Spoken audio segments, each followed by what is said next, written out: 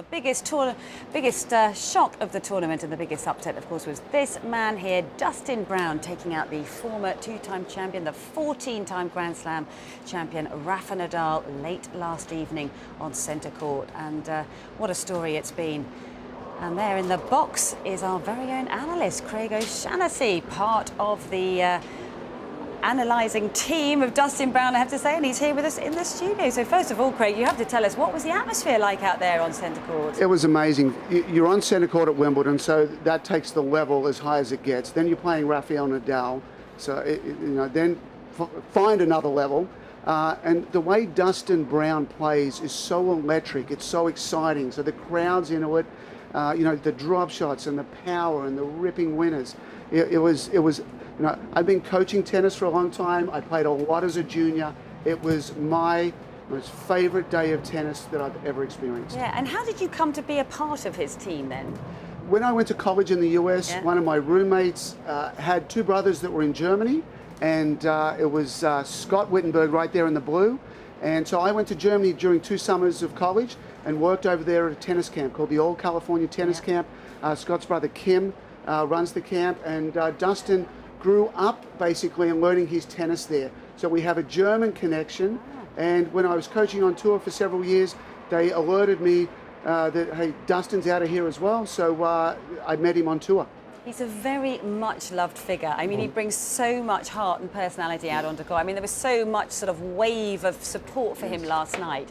But what about, he's such a free spirit out there, but what is the tactics that he brings out onto the court? Is it just about him just being a free spirit and playing his tennis, or was there a real game plan in place to take on Rafa Nadal yesterday? When you watch Dustin Brown, you're really watching organised chaos.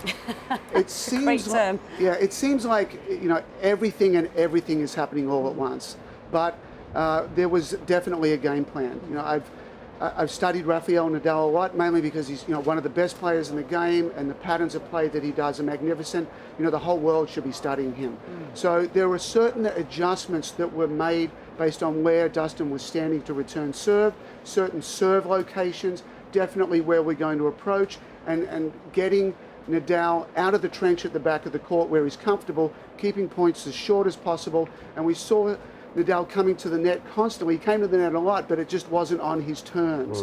So all of these little things, these subtleties, were underlying the winning percentages, and finally the win that happened out there. Well, we've got the first game to have a look at. Yes. So talk us through the first game, because it was quite sort of mesmerising how he started the match. It was always like, right, well, this is how I'm starting it, and this is how I mean to go on. Exactly. I was up in the booth for this game. I didn't go down there, and he's standing still.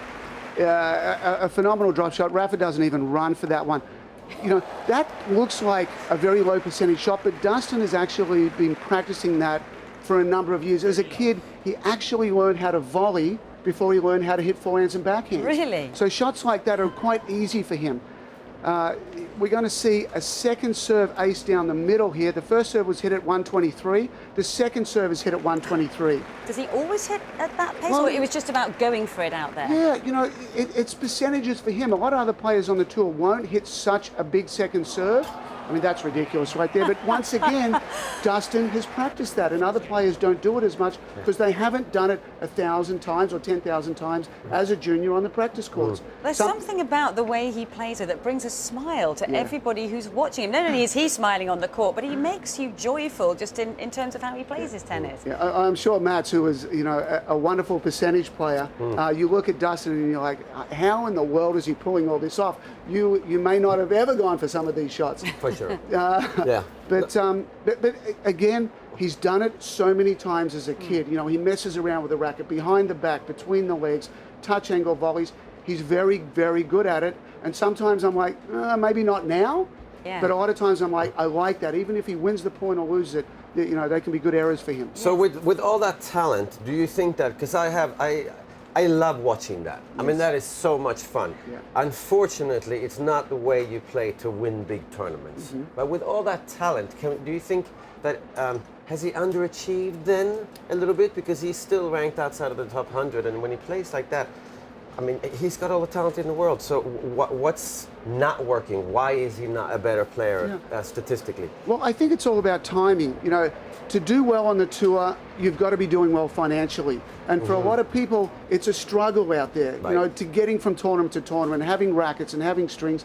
And Dustin fell into that early on in his career. He really struggled, so that kept him back a little bit. And then not having a coach with him on the tour kept him back a little bit. So I think there's a number of areas, and certainly, you know, Mats, as you know, when you're a serve and volley and you're attacking the net, that takes longer to develop as well. Sure. So you combine all these elements, and Dustin is just on a slower burn than most other players. But, you know, he's 30, and he certainly arrived yesterday on centre court. Yes, he made a very big announcement yesterday. You mentioned the serve and obviously the second serve aces as well, but the return was very key, wasn't it? A lot of strategy into that returning yesterday. Yeah, let's have a look at a few returns, and especially in the deuce court, I really like how Dustin steps in and rips down the line. So this was one of the definite strategies. When Rafa serves in the deuce, he's going to fall a little bit to his right, protecting his backhand, and it leaves that wide open.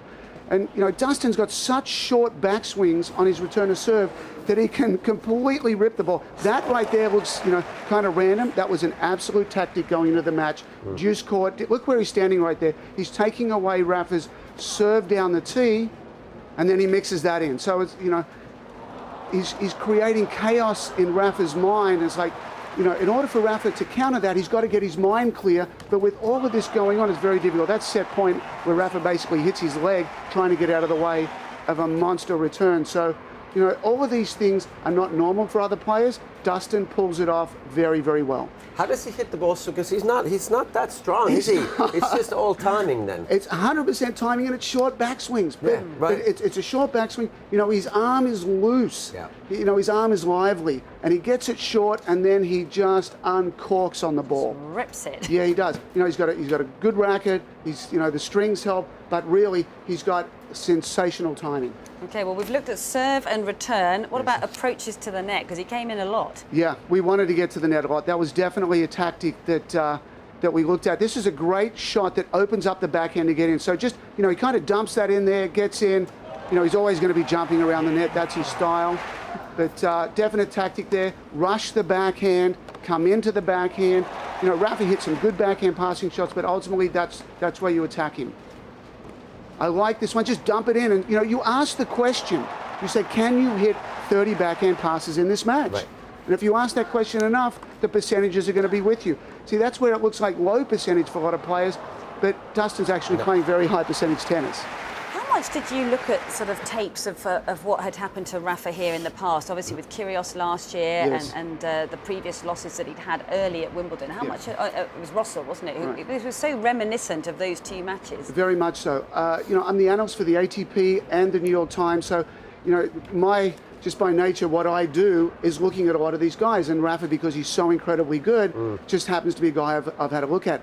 Scott Wittenberg and I sat down and we watched the Halle match, and we saw, especially in the first set, little adjustments that needed to be made. Dustin needed to stand wider in the ad court. I coached against Rafa one other time. I was coaching Kevin Anderson in 2009 in Toronto, and one of the big patterns of play was to put at least 1 foot in the alley, in the ad court, to take that away. And I said to Kevin, you can get beat down the middle in the ad court all day long, that's fine, but you must break even out wide if you're going to win this match. It's like gambling a little bit. It's exactly gambling. You want to shut down where they want to hit it, and you want to make them hit it where you want it to hit it.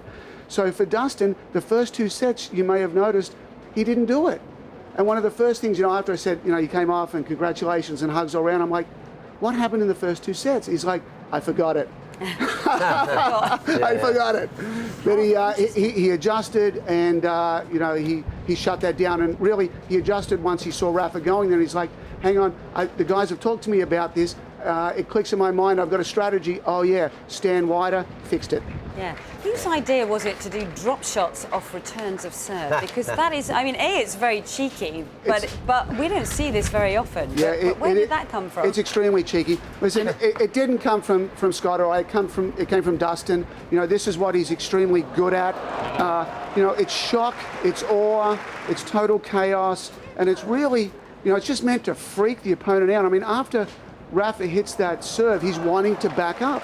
So it just kind of makes sense. Yeah, no, even if you lose these points, though, it's just to... It's having an effect, isn't it? Yeah, it has an effect. And I think a lot of people at home, I think, maybe don't realize that, but a lot of shots you hit in tennis, they're not necessarily designed to win the point. Yes. It's just to disturb what's going on, make your opponent worse. But this is great for other players in the locker room. They must watch this, because if you can do this on grass, you should try and do it on other surfaces as well. It's much harder, but this is obviously the right way to play against Nadal, is to disturb his rhythm. Disturb is the perfect word. It's the perfect word. And Dustin, he's honed it incredibly well, and there's going to be a lot of people going at home like, oh, that's low percentage, oh, you can't pull that off. Well, go and practice it 10,000 times and you'll get good at it. Yeah, was this the absolute perfect match that he's played out here yesterday? I mean, when you consider he was down at Roehampton, battling through those 3 rounds of qualifying, I mean, the scenario couldn't be more opposite. It's like a fairy tale, actually, isn't it? It is a fairy tale. I actually put that out as one of my tweets yesterday. It's it's a perfect storm where you get you get kind of the coaching team that, one of the coaches takes care of this area and another one takes care of that area, and then you play on a big stage. Dustin thrives on energy. So, Scott sitting next to me in the box, there was a couple of times where, especially in the second set where Rafa came back, and I kept, talking to Scott and nudging. I said, Scott, you are providing the confidence and the energy. I want you to be hoarse at the end of this match, because Dustin feeds off that. You may notice that Dustin is a player that likes to look at the box, and he feeds off Scott's energy. And I was constantly going to Scott, you talk, you yell, you beat your chest. And as a coach, sometimes it's good to be calm in the box. Sometimes it's good to be relaxed. But other times, yesterday was not one of those days. Dustin feeds off energy, and we bought that. And there are a couple of other times, 2 guys sitting next to me, good friends, I said, we're all up. Everyone stands up. And he looks up and he feeds off that. And, it was the best moment I've ever had in coaching. I'm sure it was. I mean, it's going to be a very, very memorable match, that match last night. I mean, one of the greatest actually ever, I think, that we've witnessed in terms of sort of the shock and the awe and what he put out there. Talk about his character as a person, because he's such a lovable man. Everybody seems to like Dustin, but tell us about his character. He comes from a very humble background, and that's a word that immediately springs to mind when you talk to him. He appreciates where he's at. He appreciates the moment. He appreciates the stage. He's had to do it tough. And I think a lot of players on tour, maybe not. They get a sponsor and the money comes easy and the talent comes easy. Whereas, Dustin, there's nobody that has had to work hard and had to endure and had to take it one step at a time. And, not many players at 30 years of age finally arrive. Yeah. So certainly humble. From a tennis perspective, when I first sat down and talked with him, most players are going to be in one of 2 camps. They're going to talk more about themselves, or they're going to talk more about the opponent.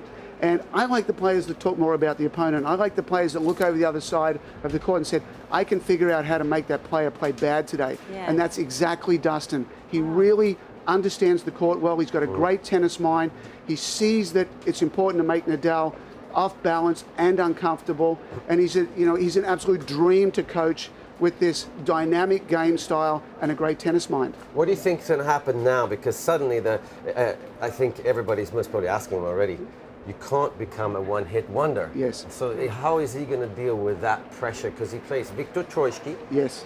And he can beat Troicki. If he plays anywhere close to this, he can beat Troicki, but he's tough. How do you think Dustin's going to handle that? Well, I think we've handled it already. Well, I hope we've handled it already. One of the things as a coach that you never want to do is say the word win. We're not going out to win this match.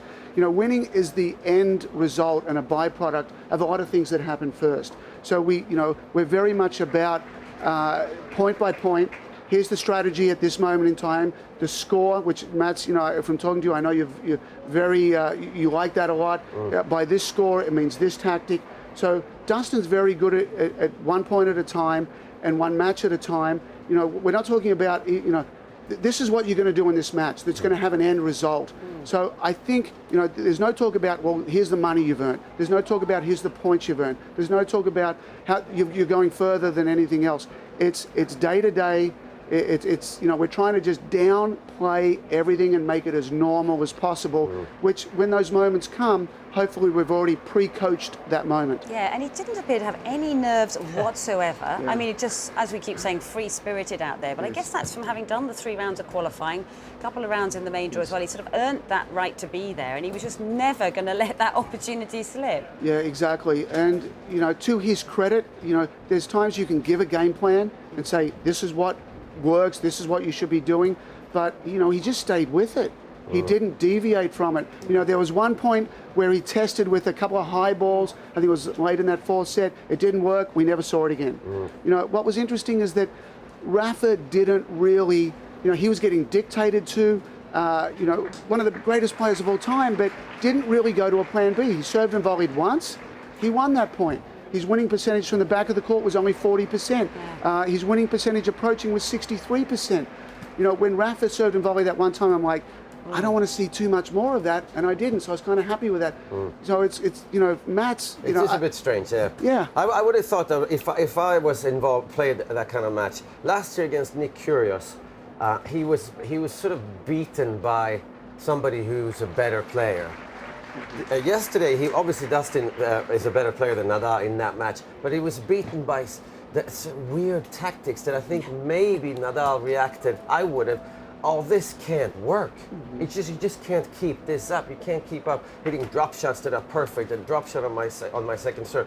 It's just so I think maybe that's what happens, which is obviously great coaching by you guys and great by Dustin Brown, because I don't know what you can do against all that. You can serve and volley, that's for sure, but apart from that, really there wasn't much you can.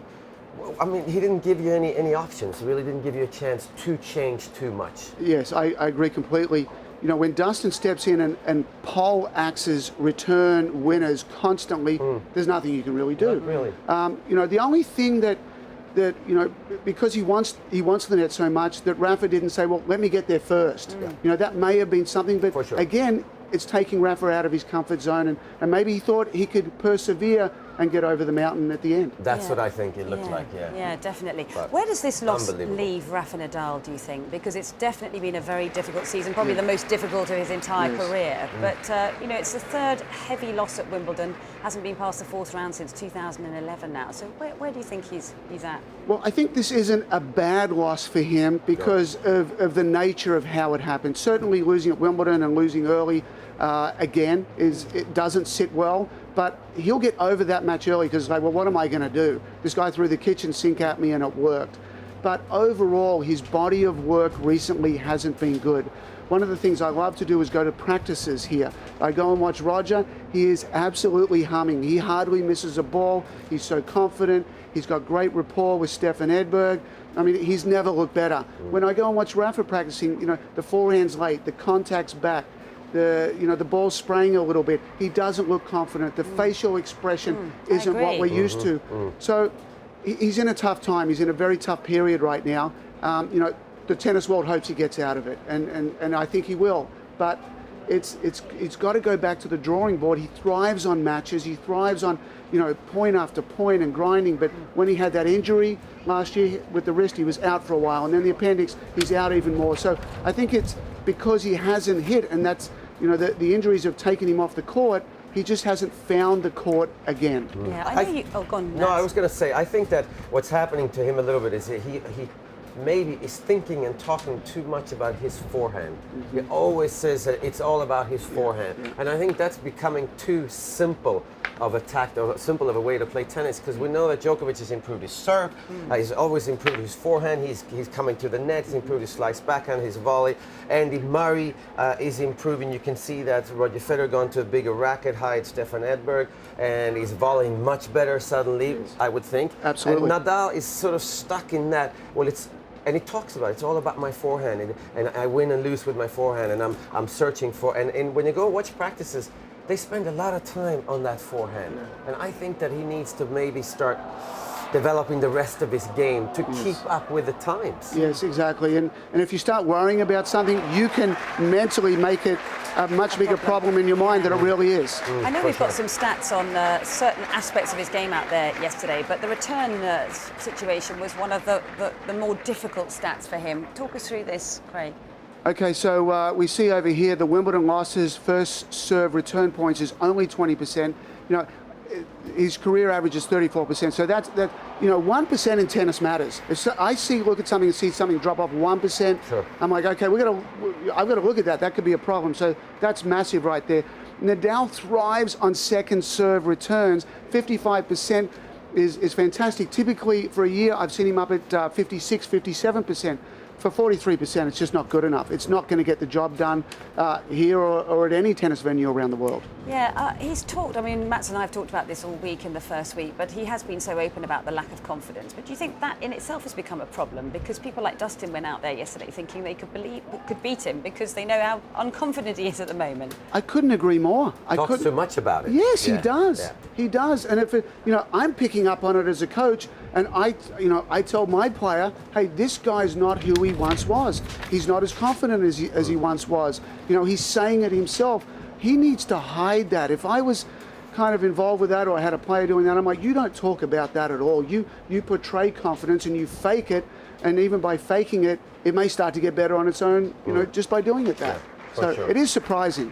Yeah, it really is. And I just wonder if the game is moving a little bit away from him. Do you see that? Because the patterns of play and the players that we've been talking about coming into the game, your Nick Kyrgioses, your Kokkinakis, the type of play that we saw from Dustin Brown, just short, sharp, up-tempo tennis. We're seeing Roger Federer still at number 2 in the world at 33, playing shorter points. Yes. Is that the way that the men's game is moving, do you think? 100% moving that way. It's a trend that's happened over the last few years. I did an analysis of points at the Australian Open this year. IBM do a fantastic job cutting it up in rally length. So you've got 0 to 4, 0 representing a double fault, and then 5 through 9, which is where most of the patterns emerge. And I call 0 through 4 first strike tennis, and then 10 plus is extended rallies. So for the men, 70% of all points at the Australian Open ended in the first 4 shots. Wow. They're done. The 20% was between 5 and 9, and only 10% of points are extended rallies. How interesting, and that wasn't the case a few years ago, was it? There was more extended rallies. There absolutely were. Sure. So points are getting shorter. Even on the women's side, Madison Keys versus Serena Williams in the semi-final of the Australian Open, the average rally length was 2.8 shots. Wow. 2.8. Yeah. How amazing. It's ridiculous. So points are getting shorter. The power is having more of an effect. And as you very correctly mentioned, Rafa's game is built on the other end of the spectrum. But I looked also at really long points that last, say, 27 shots, because I can compare them across the slams. They happen 2% of 1%. I mean, they just basically, you forget them. The longer rallies that Rafa kind of survives on are not there. And at the Australian Open this year, in extended rallies of 10 plus, he actually had a losing record. Wow. Who would have thought? It's going to be back to the drawing board for him, isn't it? That's exactly right. That's the perfect analogy. It really is back to the drawing board. Yeah. Just finally, I know that you went out for dinner, did you, with Dustin Brown? A little bit of celebration? Yes, we did. Yeah. That's last night. We went to Thai To up in the Wimbledon Village. There's, you build a team. It's, we're staying with Andy and Vicky Miller. We've got a good friend Mark down the end there, and you build a team around you, and everybody kind of fills a niche and in supporting Dustin. So we had a wonderful time at dinner. Dustin's obviously an instant hit. Everybody recognizes him. The spectacular way that he plays tennis naturally draws people to him. So it was a very enjoyable evening. And the way we talked about it, there was no way in the world we were talking about Victor Troicki last night. Last night, that whole day was all about Rafael Nadal. And at midnight last night, Scott and I are doing scouting. We're doing the report.